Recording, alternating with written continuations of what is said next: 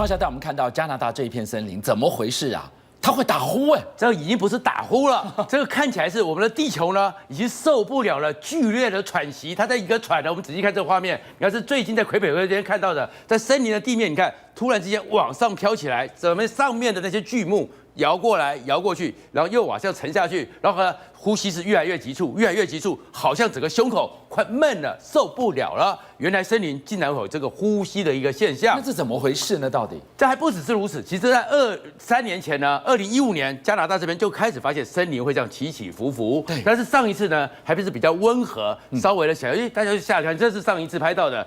你的整个大地好像在那边呼吸，在那边喘气。对，然后呢，科学家就觉得说，到底怎么回事？那其实到现在为止，森林太神秘了，没有解答。他们最后只说一个是因为下了大雨，雨呢就积在下面，所以整个水呢表面张力像果冻一样。可是很多人说，上面那些树呢都是雪山，都是块木，几百公斤重，你怎么可能只是水没有沉下去？怎么撑得动？怎么撑得动呢？所以这是一个谜。是。可是另外一个，其实森林里面呢，在波兰那边呢，还有个卡坎森林呢，它竟然呢是一个波兰精英的一个最含恨的一个地方。哦，这叫卡坎森林。这卡坎森林是什么？你知道说，当时呢，1939年的9月1号的时候，希特勒下令军队呢唱着一个歌，让我们飞越波兰去，他就开始入侵波兰，打起了第2次世界大战。那个时候呢，你看就是希特勒部队就直接冲了进去。当时呢，其实史达林跟希特勒是密约的，你往西边打，我往东边打，我们2个国家一起瓜分波兰。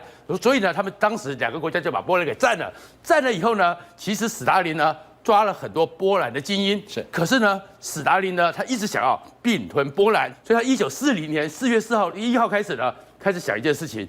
我要把你们给通通处理掉，这么多人你怎么处理掉？所以他就在卡坎森林这边，他选到这个边境的一个森林，是22000个精英，包含1个元帅、14个上将、政治家、科学家、文学家，通通送了过来，就把你给从后面枪杀之后是丢了下去，丢了下去之后一层土埋起来，第2天又是300个，就是这样子一批一批的把这个22000个波兰精英通通烧灭在埋藏在卡坎森里面。可是1943年的时候，是希特勒的部队打进来这片森林的时候，一挖才发现说，原来你苏联干了这么一件狠事。可是呢，丘吉尔和罗斯福说，这件事情现在我们要拉史达林在我们这边，就帮他给遮掩掉。这一遮掩就遮掩了几十年，直到后来俄罗斯才承认。可是呢，第一批精英都已经死在这边了。然后俄罗斯呢，他们就开始了波兰政府总统了，他们就要去重新的去建一个碑，在他们一个70周年的时候要过去向他们致哀，向这些先烈们致敬，希望你们安息吧。可没想到他们那架专机就飞到卡坎森林附近的时候，突然之间神秘的就坠毁失事了。波兰的总统、波兰的参谋总长、包含的央行总裁，一堆那个专机里面的波兰精英就又掉在卡坎森林这一边，所以他们讲说，哇，波兰当时的政府吓了一跳，我们第一批精英死在这里了，好不容易我们重新复苏起来，我们第2批的国家精英怎么又死在这个卡坎森林了呢？后来有人在看的时候才知道说，因为他们的含恨怨气还在，因为他们坐了一架飞机，不是波音的，不是 Airbus 的，竟然是苏联做的图154，我就是苏联人杀死的，你还给我用苏联的飞机？所以飞过上空的时候，人家讲说，是不是森林的怨气所以亘古长存？怎么会发生这样的怪事？一支训练有素的巡山队员，一群人哦，他们上山去工作，再熟悉不过的场域，结果整整20天，只走了1公里，再被发现通通没命了，7横8竖。钟博来告诉我们，他们到底闯进了什么样的空间呢？是啊，巨象，他们那么专业，又在自己的地盘，就是让我想到说，其实台湾这几天也发生过，从热闹的地方走到一个巷子里，竟然有3个人在1个月之内同时都造成迷路，被吞掉了吗？我刚有特别讲到，热闹的地方走进巷子里，这是位在台北市木栅路4段，就是文山区159巷内。大家看一下这个1个月当中呢，就有3个长者就在这里迷路。那他们迷路的时候呢，都出现一个很奇怪的现象，就是在那边像鬼打墙一样的，就是走不出去。那像画面中你看到这位老先生，是因为他当时走到这个土地公庙，结果呢，警察发现他怪怪的，就是把他去找过来之后，他才说我迷路了。但是警察这个时候呢，突然呢，他起鸡皮疙瘩了。为什么？为什么呢？因为这边同时1个月内3起，你说1起，那可能也许还可以解释，可能也许他这个当时神志不是很清楚，但是3起耶，还有哦，你现在看到这间庙，我告诉你，3起都走到这间庙。那这不很奇怪吗？我跟你说，这个第一个，很多人一看我们讲这一段新闻，会觉得啊，他们可以都懂模型啊。对哦，这是模型啊，就是土地公给破解了模型啊，保佑这些人后来才平安的到这里会合。好，但是俊相，我就必须要回到你刚刚所说的，一个专业的我们讲的森林作业队，也就是一般现在讲的巡山员。那这是他们的地盘哦，位置在哪呢？就是在我们所说的吉林的干饭盆。这吉林干饭盆呢，就是长白山下。长白山的附近啊，它这个我们一般来讲说是这种峡谷的地形，可能通常都是会有一个主峰嘛。它这个地方很邪门，它没有主峰，然后呢，都是一些环山所形成的这样的一个盆地。那这个半径范围呢，大概差不多有10多公里长啊。对，所以形成了100多平方公里的这样的一个大盆。连小盆、大盆套小盆的地形，好，你现在熟悉它的地形了。光看你看这些一个圈圈，像饭盆一样的地形，看起来已经都有一点密集恐惧了，是不是？告诉你，更恐惧的就是下面这个故事了。话说当时呢，有一个非常专业的当地的森林作业队，他们进去20天之后应该要出来，大家看遍哦。进去这要出来哦，这里他们很熟悉又很专业哦。结果没想到20天过去了，没有回到营地，营地的人紧张了，他们决定要去搜救。但是就在他们出发要去搜救的时候，从这个干饭盆走进去，他们一走进去就想吐，一走进去就头晕，就觉得这个地方怪怪的，气压很低。那还不止，当他们走着走着，大约1公里不到半小时的路程的时候，就有人大叫了啊！为什么？因为他看到了有遗体在这儿，这是他的朋友找到了，就森林作业队。可是很奇怪，你离登山口只有1公里，被你发现了。我刚刚讲他们进去走不到1公里，只有1公里耶，大约半小时的路程。那奇怪，你怎么会在自己的地盘走进去不到1公里你就迷路了呢？那你到底遇到什么样的空间迷象呢？还不止。画面中的这位呢，是1986年。大陆民间文艺家协会副主席曹保民，他决定一探究竟，所以他当时去的时候也出现了我刚刚所说类似这样的状况哦。一进去之后，他头就很晕了之外，也就算了。你知道指北针、指南针拿出来，失灵，这个地方磁场怪怪的吗？这邪门了！你那个罗盘、指北、指南拿出来，你看，是居然会失灵，除非你曹保民今天想要语不惊人死不休，不然以他的这样的一个研究民俗专家的这样的一个背景。他不可能乱说话的，那就算了哦。他说他接下来进去之后，他发现他看的东西扭扭曲曲、模模糊糊，他听的东西也奇奇怪怪、鬼鬼怪怪，听觉也失灵，视觉也怪怪的。那曹保民下场是什么？我告诉你，他最后在那边困了1半夜，是证明把他救出来的，还好活着出来。而且我在猜，他可能进去根本没有深入到里头，算是运气好。好，那但是原因总要解释吧？我告诉各位，有人就讲。你有没有发现，我们刚刚讲这2个同时都有一个同样的地方，就是进去之后头会晕啊，然后呢可能会开始视觉、触觉、听觉都出现扭曲。对他们讲，因为这里有瘴气呀，它里头有很多当初去采僧人，或者是说这个在这里罹难的猎人，另外还有就是动物的死尸，它常年在这边腐烂之后呢，在林间的岩缝之中形成了瘴气，变成了一个迷雾森林啊，这些瘴气让他们所以才会头昏眼花的。那此外呢？那你要如何解释这个对啊罗盘？他莫名其妙转起来了，指南针失灵啊！哦，因为他们啊，我刚刚另外再补充一个，另外还有一个，他们那边的树长得也很怪。怎么怪法？它那个树啊，全部都是照着圆圈长的，然后形成一个椭圆形的树圈。所以呢，如果你想尝试着绑红布条或者是削树皮来找回来时路的话，抱歉，你一直在那绕圈圈，八卦阵，好怪哦。好，那我再回到我刚才所说的罗盘为什么失灵？原来他们讲说，1976年，吉林曾经掉下104颗的陨石啊，这个陨石才形成了干饭盆。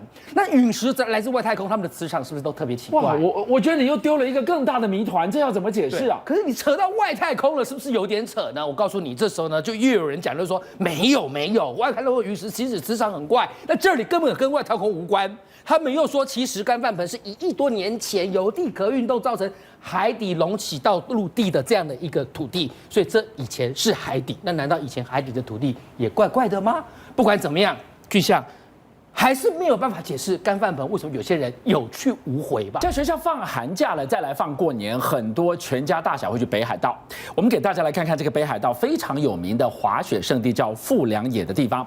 这2天发生了冰雪奇谈呐。小江来告诉我们一下，2个来这边滑雪的人，居然在这边遇上了风雪，他们怎么样挺过-14度C，活着回来？这是一个不可思议的奇迹生还事件。为什么？因为几天前呢，2个香港人他跑到了北海道。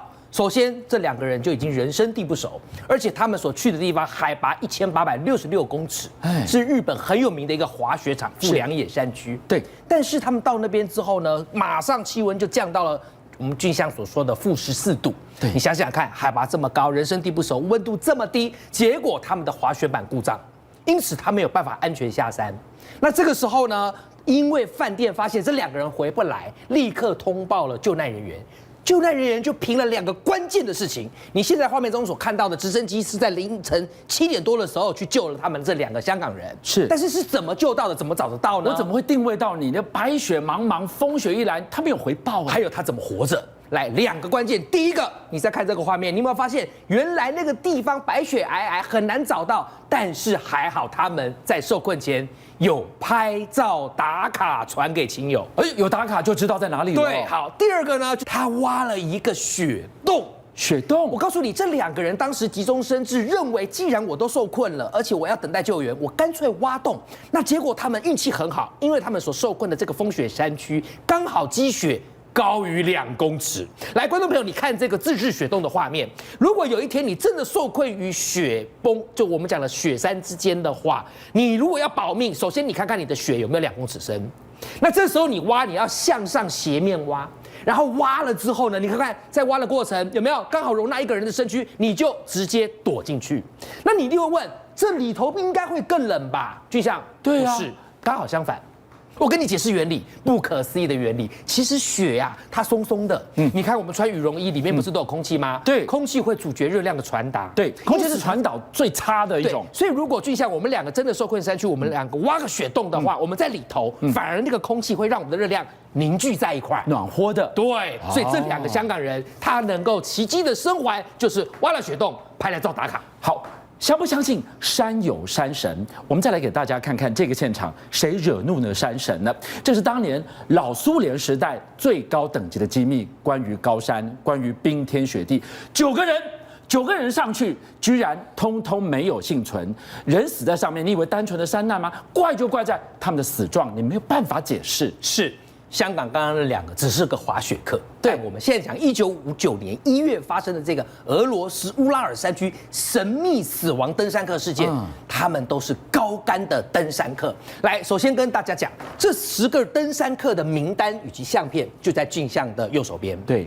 那这10个人，他们都只是大学生，但是我先说他们是登山高手。那么在1959年的1月底呢，当时啊10个人组成的登山队就往乌拉尔山区挺进。对，那个地方的温度先跟大家报告，大概是-25到30度C。哇，够冷吧？够冷。好 ，OK。结果啊，登到一半的时候，来，您现在镜像所看到的照片，就是这10个人他们登到一半的时候所拍照留念的照片。是，但是这照片里头有一位叫做 Yuli 的大学生。对，好，这位 Yuli 的大学生在这里。是，好。这位大学生他身体不舒服，立刻跟队长报告我要退出。队长跟他说没问题，你先退出，但是我跟你约法3章。如果到了2月12号的时候，我们这9个人没有回到营地，那就代表我们出事了。你要找人来救我们，那你先走没关系。好啦 ，Yuli 走了之后呢，他回去果然他发现。他另外9个队员在1月31号的时候继续朝目标前进，并且还在营地放了很多的食物，等待回来的时候可以吃。2月1号，9个登山客进入了山口，是，然后接下去他们在2月10号就没有回来了。除了 Yuli 之外，也就是那一次一别，对，就变成了永别了，就再没回来了。Yuli 完全没想到他的好同学竟然遇到了死神，但是这12天到底发生了什么神秘的事情呢？对，来，俄罗斯后来有将这个档案解密。原来这9个人呐、当时在往这个登山出发的时候，他们因为遇到了暴风雪，而这暴风雪导致能见度降低，本来他们该往东，却不小心往到西去了，迷航了，走错方向了。俊相，你知道多可怕吗？他们往西的那个地方啊，当地人刚好叫做死亡之山，要命，是一般人不去的。就他们就不小心去了，但那个队长也很怪，不知道是中邪还是什么的。你既然去错了地方，能见度又低，你就应该要赶快折返。是，他又坚决不折返，对，反而叫其他的队员说：“我们决定在这里扎营，是等风雪度过再来想办法。”那也好啊，不要冒进了。你不怕雪崩吗？所以他当时做这个决定很奇怪。好，不管他还是扎营了。结果扎营之后出现了怪事，为什么？首先，我们说2月12号他没有回来，尤里当然就立刻会担心嘛。对，等了8天，到了2月20号，实在等不下去，立刻通知了大批的军警。大批军警呢去找的时候，来，我们先看尤里这个逃过一劫的最后一张照片。对，他是逃过的。然后出动去找的时候，到了2月20号一上山，他们往那个死亡之山去，找到了他们的帐篷。去想看一下哦，这个帐篷啊、它不但坍塌了，而且还被雪埋住了。对，真的是雪崩害死他们吗？结果不是，是发现这个帐篷其实里面他们所住的这9个登山客啊，他们是从帐篷里头仓皇跑出来，何以见得？跑到外面去死掉，仓皇逃生。对，来，我跟巨象报告，他们发现这个帐篷从里头往外割开，从里头往外割开。来，这个是一个什么样的假想的情形呢？也就是说，这些登山客本来在帐篷里头好好的，突然遇到了一个很急迫的事情，逼得他们争相恐慌的要从帐篷出去，我连拉链都不用拉了。你看巨象就知道，连拉链都不敢拉，来不及拉。好，割出去之后，更诡异的是，他们身上只穿内衣，然后帐篷里头的所有避难东西都没带着跑。那不是冷死了吗？你不是你要让自己冷死吗？没有可能啊！还有他们有的人是没有穿袜子赤脚，有的是穿了袜子，有的只穿一只鞋子，代表很匆忙。来，我跟各位讲他的沉尸处，因为你知道他们是从帐篷跑出来死掉，那一定要找到生要见人，死要见尸嘛。来，我这边有一个图，让你知道当时多么诡异的死法。这是帐篷。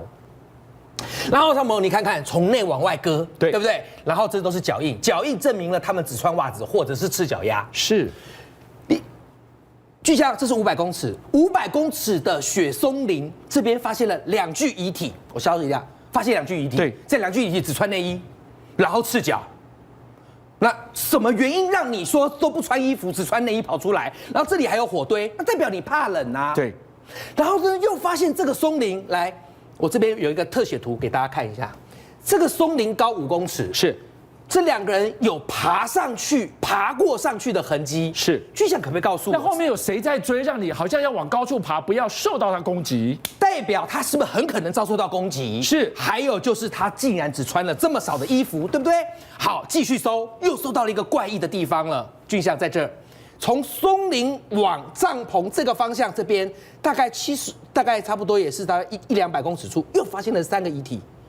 这3个遗体一样，也是赤脚或者只穿袜子，然后只穿内衣。巨象，这是不是就总共5个人了？已经5个了，还有4个，这5个都没有外伤，都是冻死的。对，好。可是呢，2个月之后呢，在75公尺外，松林75公尺外的山谷当中，又发现了4具遗体。这4具就恐怖了。这4具遗体竟然他们的头骨、肋骨全部都被撞到碎裂，仿佛被巨大的车子、巨大的力量给撞碎一样。雪地里面呢，是。哪来这么大的力量？而且他为什么跟前面5个人的死法完全不同？最后呢，这9个人遗体被吊挂下山之后出殡又出现怪事了。其中有一个家属发现，为什么他的这个登山客这个家人的遗体出现尸变？尸变？出殡的当天，他的皮肤，死者尸体的皮肤变成橘红色，头发变成白色。然后结果呢，他们一看不妙，立刻把遗体拿去化验。竟然发现这些遗体当中，来，不好意思，我回到上一页，这些人的遗体当中出现了大量高剂量的辐射，而且有些人遗体里面还有金属碎片。就像你一路铺排，你就发现了这样的死法极其离奇，就连尸变都没有办法解释发生什么事了。到底是好，苏联当时知道这件事情非同小可，立刻去找有没有目击证人。结果有一个登山队说，当时在事情发生的同时，他们距离50公里外有看到天空中出现了一个橘红色的火球体。然后呢，苏联政府去问当地的气象局，气象局也证实的确有这件事情。对，那这个红色的火球底在出现之后，就造成9个人这么离奇的死亡，有没有关联呢？第二，苏联调查完毕，3缄其口不对外说，连续3年把那个地方封闭，并且将此事列为最高机密。此事一直到1990年代才被还原部分的过程。到底俊相，你告诉我，苏联政府在隐瞒什么恐怖的死亡原因呢？一切的秘密锁在这个冰天雪地当中。邀请您一起加入57爆新闻会员，跟俊相一起挖